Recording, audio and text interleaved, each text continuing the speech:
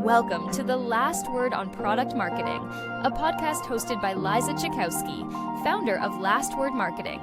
Liza helps MarTech and AdTech companies align product strategy with marketing execution. On her podcast, Liza and her guests talk about how to avoid pitfalls and achieve success in product marketing. Hello, it's another episode of the Last Word on Product Marketing podcast. I'm Liza Cichowski, a fractional product marketer and consultant with Last Word Marketing and the host of this podcast. Today, my guest is Mike Asebrook, who has 20 years worth of product marketing experience in the tech sector. So I'm eager to get even more nerdy about product marketing than usual. He's currently Senior Director of Product Marketing at Amagi, a cloud-based SaaS platform that helps content owners launch, distribute, and monetize live linear channels on connected TV and subscription video on-demand platforms.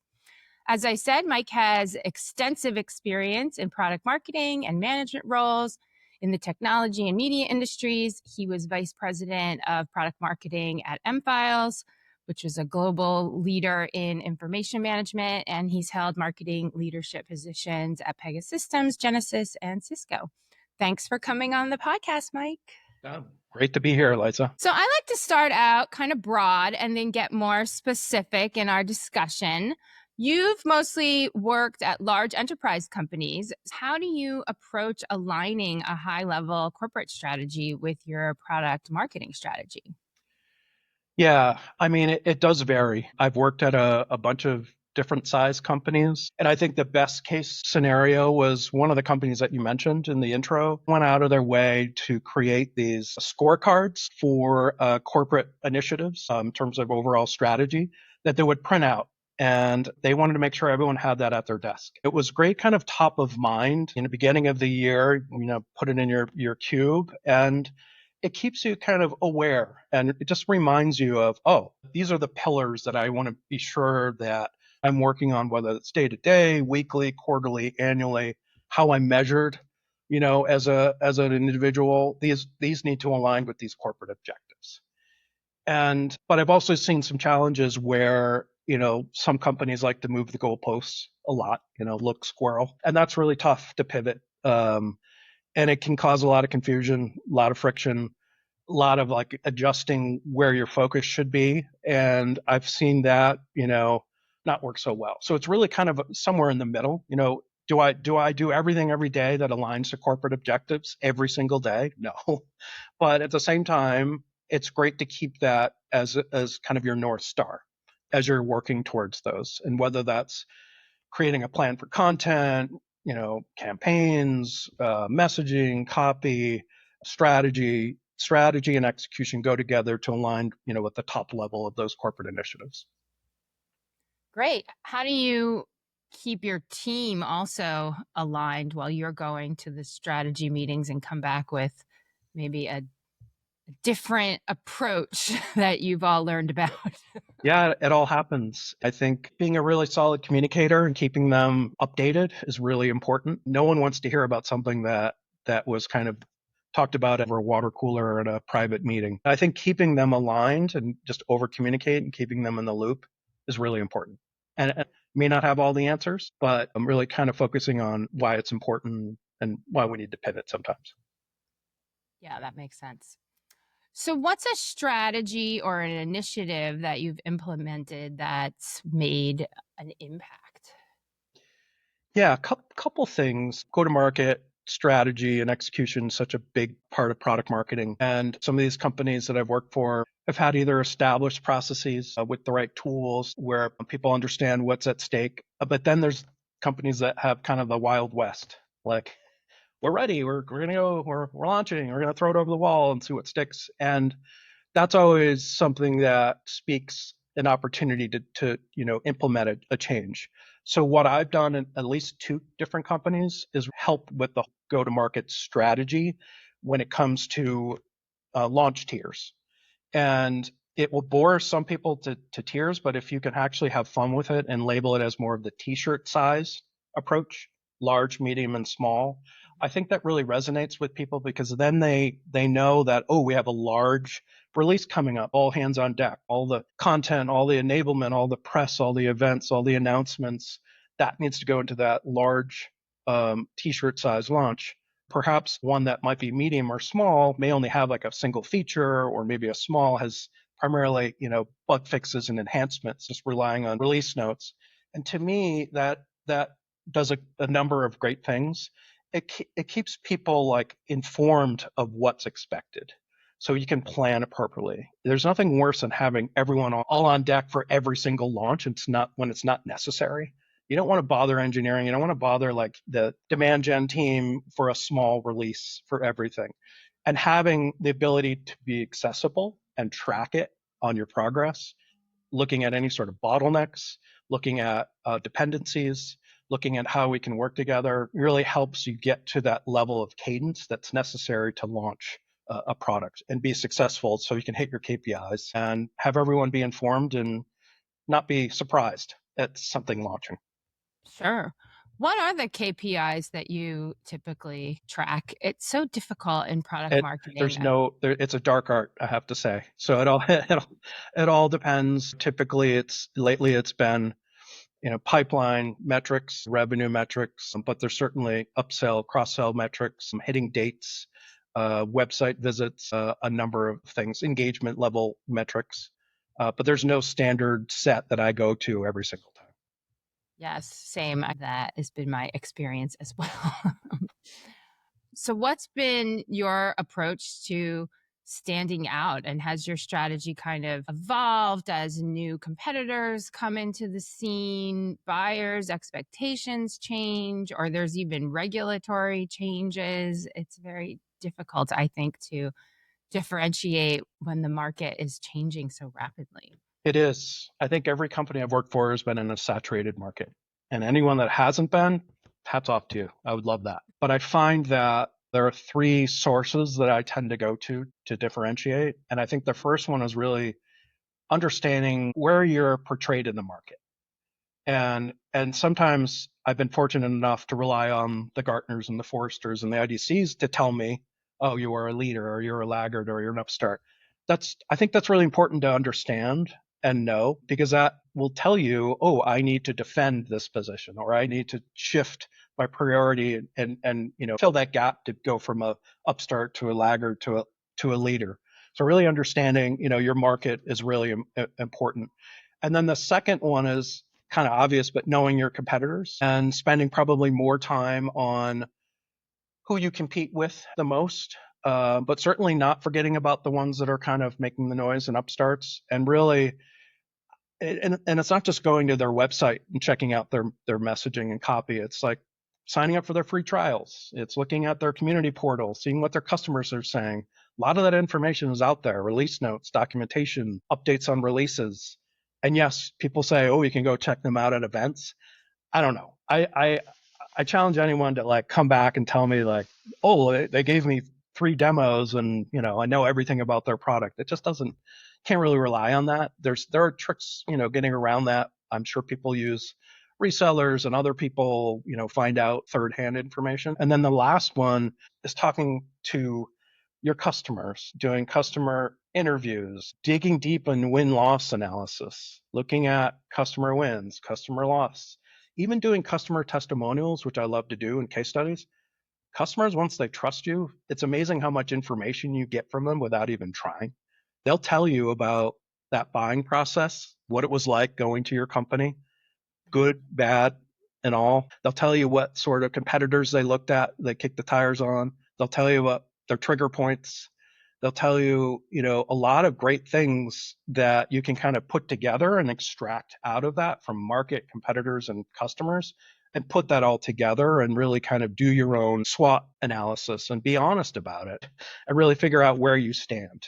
Absolutely. I also find that partnering with the product team to encourage them to be a little more stealth and get under the hood of some of the competing technologies. Definitely.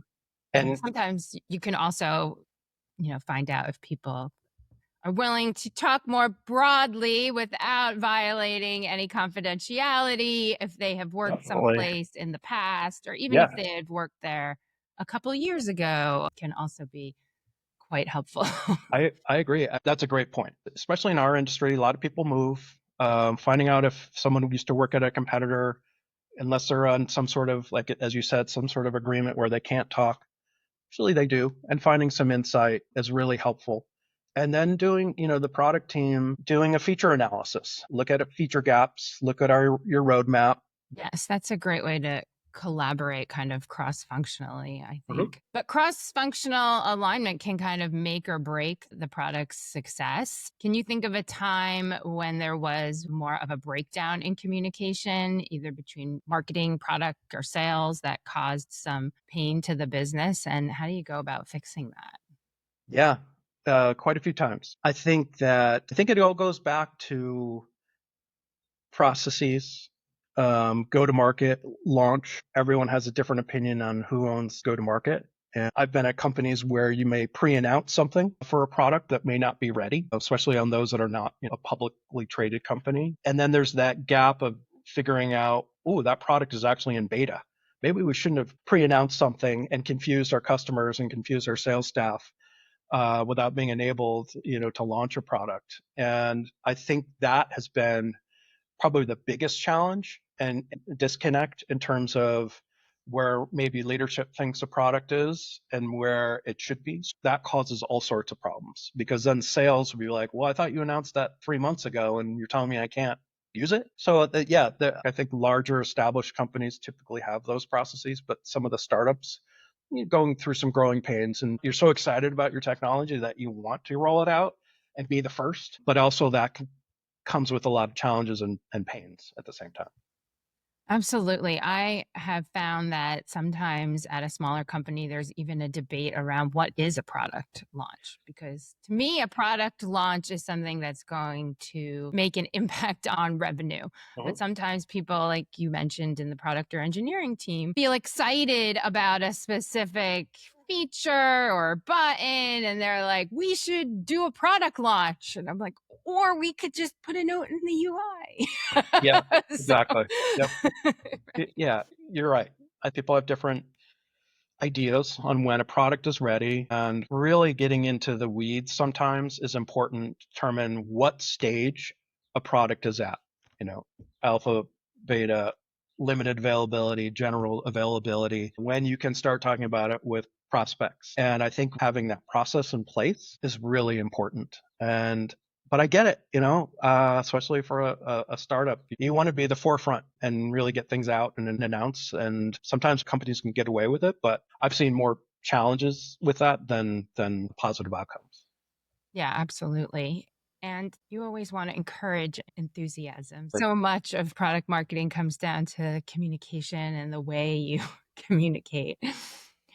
So, speaking a little bit about the technical features and creating positivity and connection, I think that many times companies lead with technical features, but great marketing really builds an emotional connection, which can be challenging in B2B tech marketing. How do you make your message a little more customer centric while also showcasing the power of the product and balancing the emotional benefits with the actual benefits? Yeah, you're right. I mean, B2B, that emotional connection is definitely important. It all goes back, knowing that customer, knowing what makes them tick, what keeps them up at night.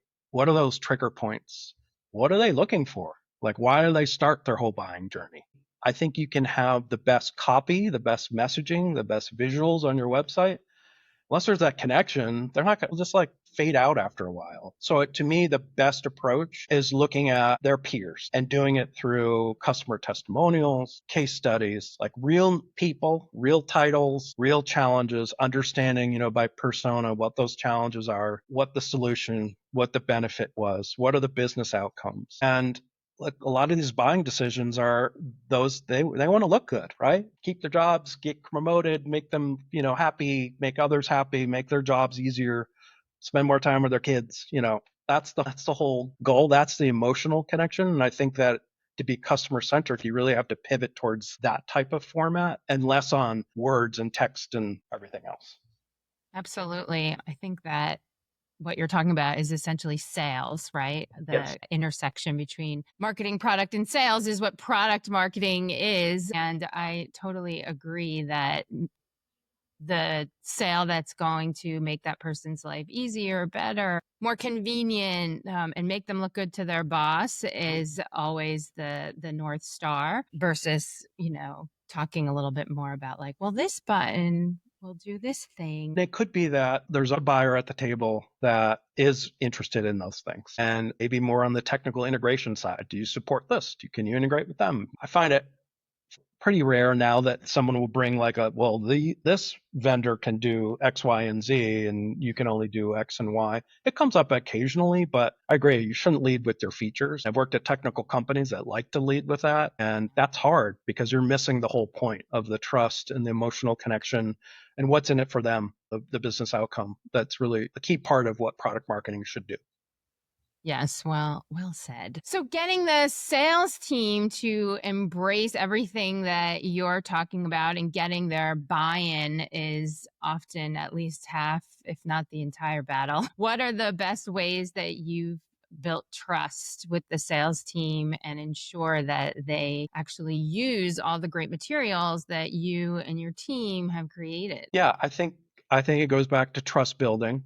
Definitely. I've had some salespeople use everything that I've created, decks, messaging. You can even hear them repeat your own pitch. And That that's must like feel good. the best I love reward that. ever. But then there are like what I call the mavericks that kind of go out and do their own thing. Or if they ask you for something and they're like, I just need a one pager with, 3 bullets. I'm like, sure, we can do that. But I think building trust is through their, communication. So I meet with the sales team on a regular basis and update them on, what we're up to, new content, new assets, new events, campaigns, what's going on. Make it a two-way street. Make sure there's a feedback loop. What do they need? Where can they find things? So, I think having a great sales hub is really important to make sure that they know where to find things at all times. And then I think wherever possible, being a part of any sales meetings, I've become a little bit more bold, inviting myself to meetings, to quarterly business reviews, being present. And I think when you get the opportunity to pitch to prospects or existing customers and you see them nod their head or say, they're speaking my language or this is great, that builds trust because sales sees that your messaging or your content works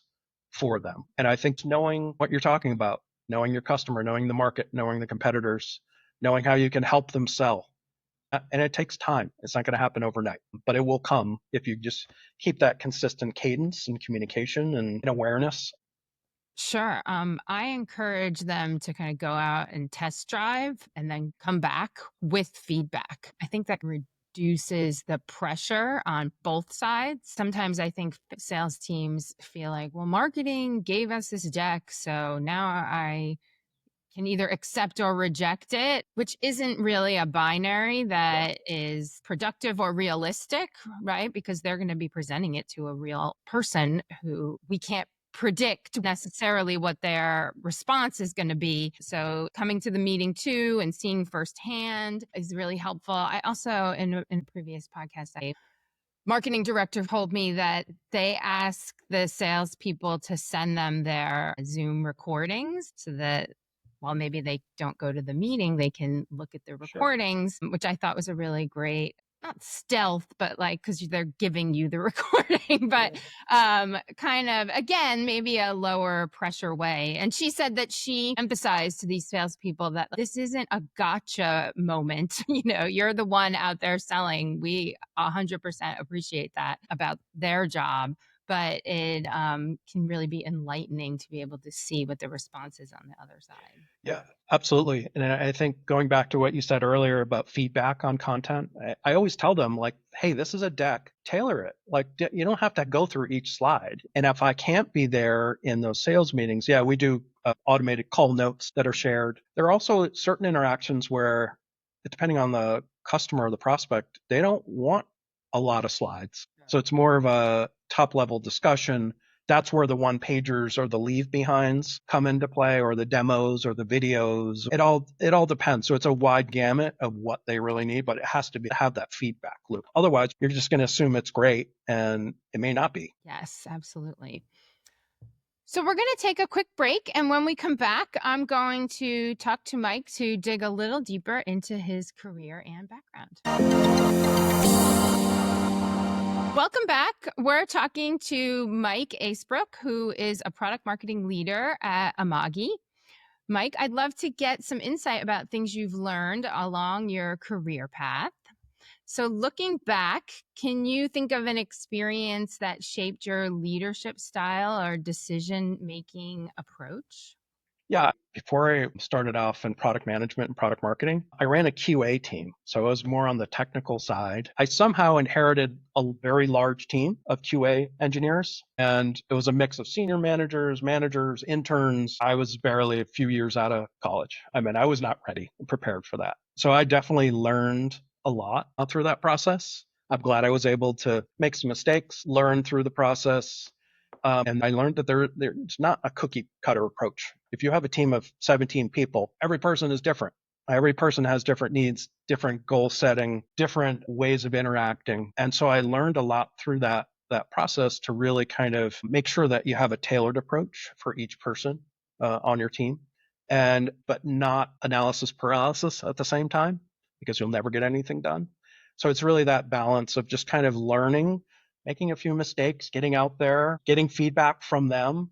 I still keep in touch with those people. They've really evolved into doing some amazing things and worked at some great companies. So I look back at that as a unique opportunity to kind of really cut my teeth in managing and developing that style that I still use today.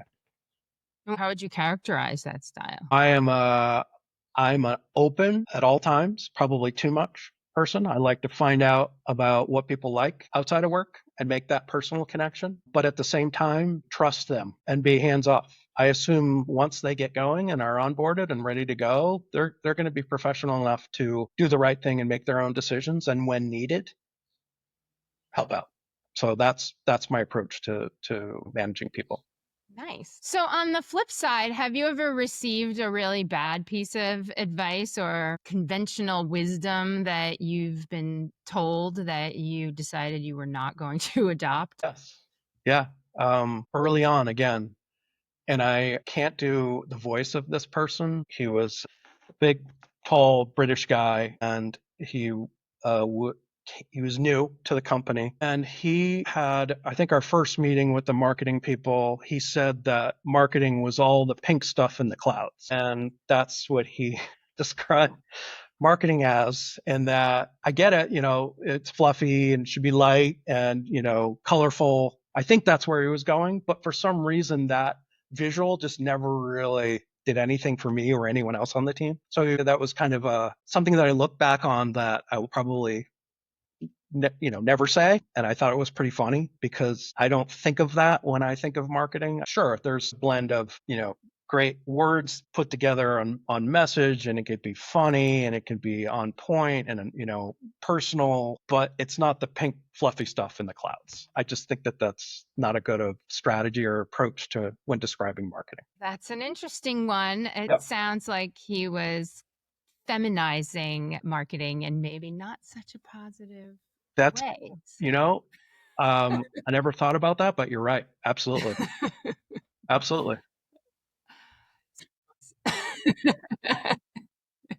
So as we wrap up here, can you leave us with a little piece of advice or lesson that you received maybe earlier in your career that still influences you? Yeah. I mean, I've had great managers, great leaders, other than like the pink stuff in the clouds. And I think a lot of it early on was really, it's okay to make mistakes.